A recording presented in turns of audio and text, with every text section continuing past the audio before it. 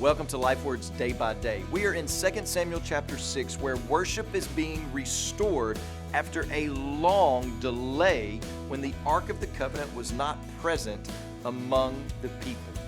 You know, you may have experienced something similar to this a few years ago. We had this very experience in our church in a tiny way. We had gone without meeting corporately for about 2 months. And when we were finally able to all be together in the same room, under the same roof, and worship together, there was a vibrancy, a joy that corporate worship had been restored. Yeah, we had managed to do some church things while we couldn't meet together, but it wasn't the same. So in the same way, the Israelites had managed some worship elements, but it was not the same as having the ark present, the visible manifestation of the presence of God in their midst. They had gone 20 years without the ark. Can you imagine that? Kids had been born and grown up with no experience of how full worship was to be done.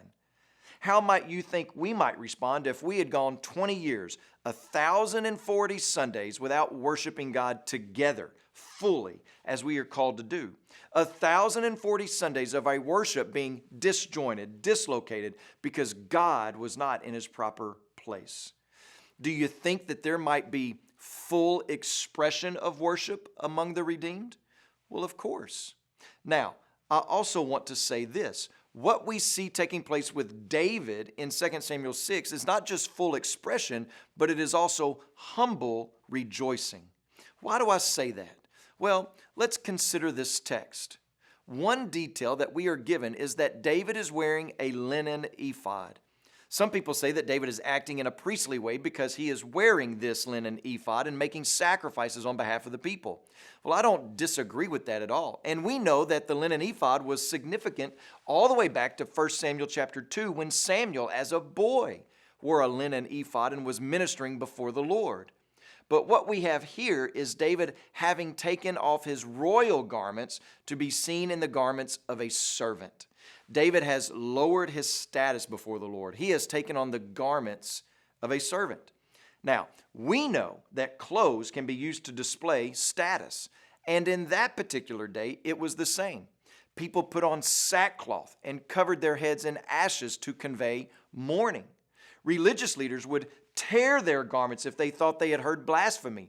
Joseph received a coat from his father that distinguished him as the patriarchal favorite.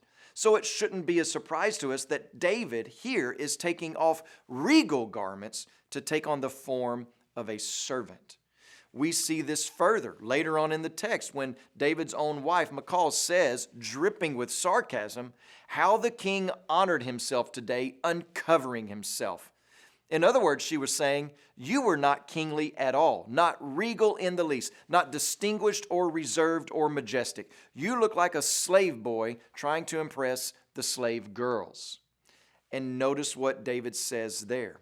It was before the Lord that I disrobed and took on the form of a servant. So watch this.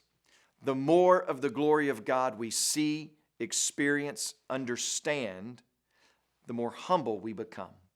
The more exalted God goes in our minds, the lower we go in our humility, and the more full, robust our expressions of worship become. The Ark of the Covenant had returned. The mercy seat, the place of blood atonement, was restored in its rightful place, and this humbled David and all the people to the core. As you pray today, please remember David Marroquin and his family, our national change makers in Guatemala. And also remember the Urdu Life Word broadcast that's heard throughout Pakistan.